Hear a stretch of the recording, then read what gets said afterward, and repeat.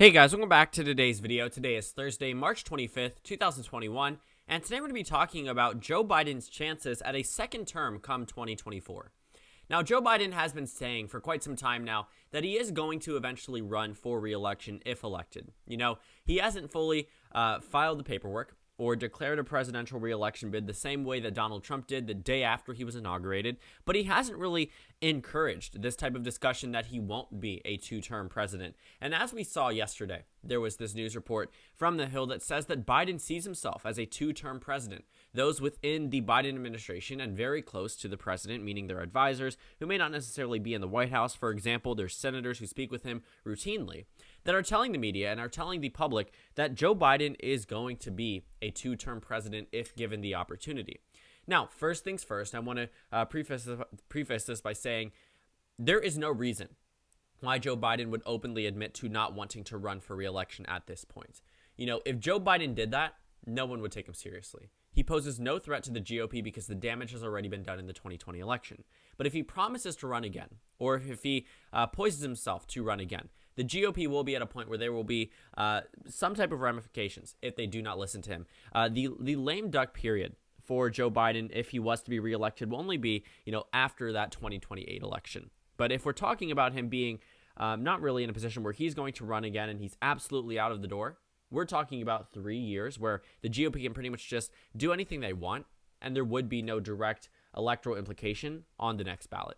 And, looking at this, these statements that are being made now by Biden's advisors and through Joe Biden himself, because back in August, he had said absolutely that he would be an 8-year president if given the opportunity. Right down here, he's asked if he was leaving open the possibility he'll serve 8 years if elected. And he said absolutely. He never really encouraged this discussion. While he did refer to himself as a transitional candidate, he didn't exactly explain what that meant, and it probably was just us looking too much into words that he was using. Transitional could sometimes just mean during a very tumultuous time where he's able to take one presidency and move on to the other and make America move to a better direction. And, looking at the campaign style of the Biden campaign, I never really saw it as an indicator that they were going to ultimately hand it over to Kamala Harris at a certain point, or they were going to hand it over to another Democratic nominee in 2024.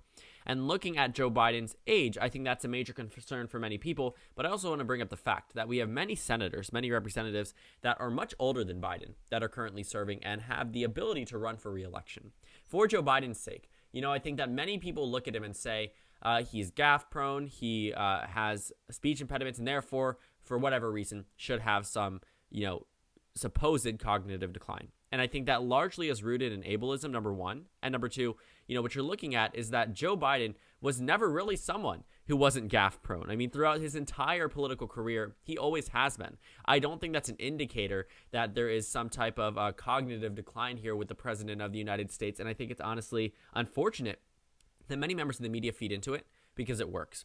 These are conspiracy theories. I don't think that this is something that should be mentioned at least now, because watching him, yes, he is he does stumble over certain things, but I don't think that's necessarily a direct indicator that Joe Biden is in cognitive decline. I don't think we should be feeding into that rhetoric because it makes the entire country look stupid. I mean, it makes the entire American public look as if we're at a point where we don't have a leader that can lead us. No matter who's in office, we know that our presidents can lead us. And Joe Biden is one of them. Donald Trump was also one of them. Barack Obama was one of them. George W. Bush was one of them. In one way or another, they have been able to execute the oath of office in certain ways that may be approved of or not by the American public. But for right now, it looks as if the American public is happy with what Joe Biden is doing. So I think that a lot of this discussion about whether or not Joe Biden can run in 2024 is pretty much just rooted in the media trying to get clicks and trying to get attention towards these stories, because they do get a lot of attention. They do get a lot of circulation around social media. But when you look at it, and when you take a step back from the mainstream media and you look at the average American, what we're seeing here is that many Americans do approve of how Joe Biden is doing currently. And this also might be an early indicator that if he keeps this up, he could potentially run again in 2024. So now that we have that all out of the way, let's talk about what happened in 2020 and what that could mean for 2024. So what we're looking at here is that Joe Biden won with 306 electoral votes to Donald Trump's 232. I'm going to tell you now, Joe Biden is probably going to be the highest amount of raw votes for a Democrat champion or whatever record holder for probably a few elections, because 2020 was an absolutely high turnout year. And unless the American public is as energized in 24 and 28, this probably won't happen. Realistically speaking, what we saw happen in 2008 was that the American public was very enthusiastic to vote for Barack Obama. Very much so. In 2012, not so much. In 2016, it was an election between the lesser of two evils, as many people put it. And then 2020 was an election year like no other. 67% turnout. This was the highest presidential election turnout in over 100 years. The last election that was comparable in terms of turnout was 1900, before the Titanic had sank. Keep that in mind. So looking at the 2020 election results, what we saw was that Joe Biden won 306 electoral votes despite winning 51.3% of the popular vote. Donald Trump won 232 despite winning 46.8% of the popular vote. We're talking about a 5-point margin here in terms of the popular vote, and not exactly, yes, the electoral vote percentage-wise does check out. But the numbers here. When Barack Obama won by a lesser margin back in 2012, he won more electoral votes. When Donald Trump lost the popular vote, he won the same amount of electoral votes. So looking at this map, I would say that the popular vote, number one, will skew to the Democratic Party, and the Electoral College will skew to the Republican Party. So in 2024, we need to keep that in mind. While I think the Democratic Party will be able to expand their popular vote margins by winning larger vote shares in certain states, they probably won't be making super significant gains as they did in 2020. We're not going to be talking about super significant surprises or flips from the 2020 election, because many of these states are moving in the direction that they have been for quite some time now, and 2020 only solidified that. When we saw Texas get bluer in 2020, we knew that it's going to be on track to become a swing state, and I honestly think it was in 2020. When we saw Ohio and Iowa barely shift, we know exactly where they lie ahead of 2024. And looking at a number of other states, we can get very general conclusions simply because of the direction that they moved in 2020. Some states moved by just a few percentage points, and I think that's also an indicator that they're very much inelastic.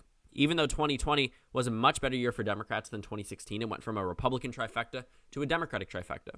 Democrats weren't able to make as many gains as they were supposed to. For example, Missouri and Indiana, which were expected largely to go down into the likely column as they were in 2012. Indiana and Missouri were within 2 points in 2008. Obama won Indiana before. Biden wasn't able to do that. Because of Donald Trump, the states have taken a very Republican turn. North and South Dakota got 20 points more Republican thanks to Donald Trump. Seriously. They weren't necessarily competitive before, but they definitely won't be for a long time now. So looking at this entire electoral map, the chances of Joe Biden winning re-election, I would not say are slim. In order for him to win, all he needs to do, of course, is just retain the states that he carried in 2020. But we're working with a new electoral map, so we are going to see a few decreased amount of electoral votes for the Biden campaign. And that's simply because certain states that the Joe Biden campaign won have less people. For example, Michigan, Pennsylvania, Minnesota, all decreasing 1 electoral vote. California, New York, all losing 1 as well. But it does counteract it with gains in Arizona and gains in Colorado and Oregon. But then there's a decrease in Rhode Island. There's also, I think, a decrease, yes, in Illinois. So overall, the Democrats lost around 4 electoral votes here. But that doesn't, of course, change the fact that Joe Biden would be over 270 electoral votes in 2024. And if we talk about the trends here, Georgia, Arizona are getting bluer. But I'm not going to say the Rust Belt is necessarily getting bluer. I do think that it had certainly a tide direction change. I think momentary in favor of the Democratic Party. I don't think they will be the strongest base here come the future elections. But I think it's in 2024, it's not out of the question that Biden could win in these states. But let's say, for instance, he loses Wisconsin, the state that was the closest out of them all and the largest Trump victory in 2016 out of them all. Let's say he loses Wisconsin, right? And the Democrats are able to hold on to Georgia, able to hold on to Arizona. I think they could counteract this Wisconsin loss with a victory in North Carolina. Well, what if they lose in Pennsylvania? Well, they still win the election. If they lose in Michigan, they also still win the election. The thing is here that Joe Biden has an easy pathway to be reelected. We could have virtually every swing state go red, and Joe Biden would still win. That's the thing. And I do think that the Republican Party has a significant advantage in the electoral map, just they aren't able to tap into bases without Donald Trump. That's the thing. When he's not on the ballot, they perform horribly. When he is on the ballot, they perform sometimes phenomenally, and then on the presidential margin, they end up losing. But looking at our map, while I do think the Republican Party has this advantage, because Joe Biden is the incumbent, he has room to lose. He has regions of this country he can afford to lose if the Democrats are to win. All he needs is Wisconsin, Michigan, and Pennsylvania. Forget about Maine's 2nd district. Forget about Nebraska's 2nd district. And this was the winning strategy for Democrats in 2016 and 2020, though they didn't necessarily recognize it until 2020. In 2016, all Hillary Clinton needed to do was focus on the states she had won and then win over the Rust Belt. But she was overly ambitious. And based off that map, I would have been too.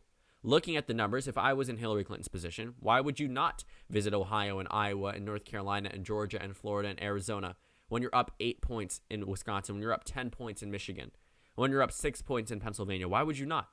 If the numbers, which haven't been wrong, typically, before 2016, they had not been this wrong, you would be looking at that and saying, I trust the data.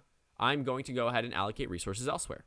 But what Joe Biden did, which he got a lot of scrutiny from members of the Democratic Party, political commentators that were members of the Democratic Party that I saw go on major news networks and say, Joe, why are you going back to Wisconsin? Why are you going back to Michigan and Pennsylvania? The polls are right now. You're up 8 points in those states. You should be trying to win Texas at this point. It's a done deal. But it wasn't. And I think that the Biden campaign really recognized that. And when they focused more money on states like Georgia instead of other states that were supposedly supposed to be battlegrounds like Iowa and Ohio, I found it to be very interesting because the Biden campaign recognized something that many people did not, and they were quiet about it. They were not vocal about all of this type of, we don't think the Rust Belt is solid, because it doesn't exactly inspire energy in the Democratic base. And looking at 2024, the Democratic Party simply just has room to fall. This was the same case with Donald Trump. In 2016, Donald Trump had won virtually every swing state: Arizona, Iowa, Wisconsin, Michigan, Pennsylvania, Ohio, North Carolina, Georgia, and Florida. That's 9 swing states. The Democrats only need 3 out of those 9 in order to win: Wisconsin, Michigan, and Pennsylvania. And because they won them back in 2020 with the same candidate, all they need to do is retain the vote. But the thing is, like Donald Trump, 1% can change the results. 1% would have put Hillary Clinton over the top in 2016. 1% would have put Donald Trump over the top in 2020. Looking at 2024, I think Joe Biden is going to need to tout COVID relief, especially in the Rust Belt, in order to remind these voters, very much like the auto bailout in a very similar fashion, that he was able to keep small businesses open, that he was able to keep restaurants open, that he was able to get people back to work, that COVID opened back up after we started to see vaccine distributed at a very high rate. And I think that, looking at what we could see there is a repeat of 2012. While the margin was much narrower, there were still large victories here.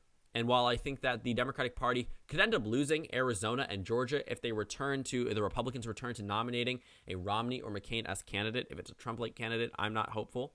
But looking at the Rust Belt here, I don't think 2008 is a perfect representation of how competitive these states are by any standard. But looking at Wisconsin, despite Paul Ryan being from that state, Obama won it by 6 points. Despite the VP nom on the Republican ticket being from the Rust Belt, Michigan went to Obama by 10 points. Pennsylvania went to Obama by 5.2%. You see, the margins here are something that are a result of Obama's very strong campaign tactic across this region. He was able to inspire these voters to vote for him yet again. And that's exactly what Joe Biden needs to do. With a lot of this discussion about whether or not Joe Biden will run, I think he would be the best nominee for Democrats in 2024. Because if they do nominate someone who's different in terms of ideology, you're not going to see the same coalitions backing these candidates. I think they could potentially win, but it's never bad to run the incumbent, unless the incumbent is unpopular. And as we're seeing right now, I don't think that's going to be the case. And even if the incumbent is unpopular, Obama was unpopular. He wasn't exactly someone that was liked by the majority of the public. He had a 46% approval rating at this point on the day of the 2012 election.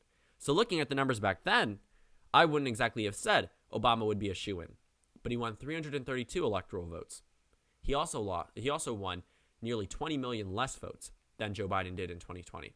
And while we are growing in terms of population, the turnout was significantly higher in 2020 relative to 2012. I think actually 10% higher even. So just looking at the 2024 map, Joe Biden also has avenues beyond the Rust Belt. Like I had showed you, he can win with Arizona and Georgia without Pennsylvania and Wisconsin. That's very possible. Let's say the states shift 1 point, in the opposite direction in the Rust Belt, and then Arizona and Georgia shift 1 point in favor of the Democratic Party. The thing is, minority voters are moving out of Wisconsin, Michigan, and Pennsylvania.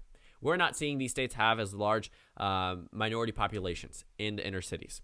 When you're looking at Detroit's population, it's decreasing. When you're looking at Philadelphia, it's either, plateauing or decreasing. When you're looking at a lot of these states here, you're seeing the major cities are seeing a decrease. And then the rural vote share is increasing. And where are these minority voters going? They're going to Georgia. They're going to North Carolina. They're going to Florida. They're going to the South. They're going to Texas. They're going to the Sun Belt, Arizona region. So looking at where a lot of these minority voters are going, they're moving out of the Rust Belt and they're moving to the South. That's why we're seeing pretty much this entire section right around here, this 1/4 of the United States land-wise, is decreasing in terms of electoral votes. And the rest is increasing because people are moving out and away from the Rust Belt, from the Northeast, down to the South, down to the Southwest, down to the West Coast. And looking at what that means is that the weight will be heavier in these states, and they're making them bluer. Looking at the election history here, Texas was decided by 5.6% in 2020. It was decided by 9 points in 2016. In 2012, the last time Joe Biden was on the ballot before 2020, it was decided by 16 points. So in the 8 years, during 4 years of Biden's vice presidency and then 4 years of Trump's presidency, Texas went from being absolutely safe with a 16-point margin for Romney down to a 6-point margin at best for Trump. That's rounding upwards. 5.6% to be exact. I don't think the Republican Party should be too confident in that. Looking at the swing from 2012 to 2016, what did we see? It went from plus 16 to plus 9. That's a 7-point shift. If Texas shifts by 7 points in 4 years as it did from 2012 to 2016, it goes blue. And here's the thing.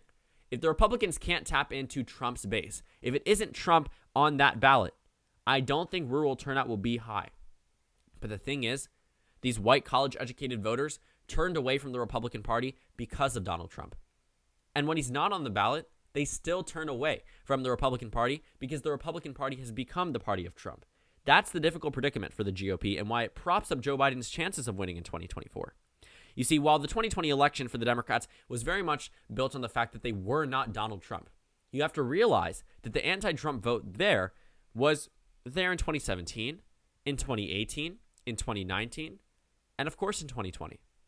And while there is this idea that, yes, I think the Democratic Party personally should move towards messaging rather than just being anti-something, you also have to realize that anti-Trump message really worked. And I think it'll continue to work for the next 4 years as the GOP has openly admitted they are the party of Trump. They are not going anywhere.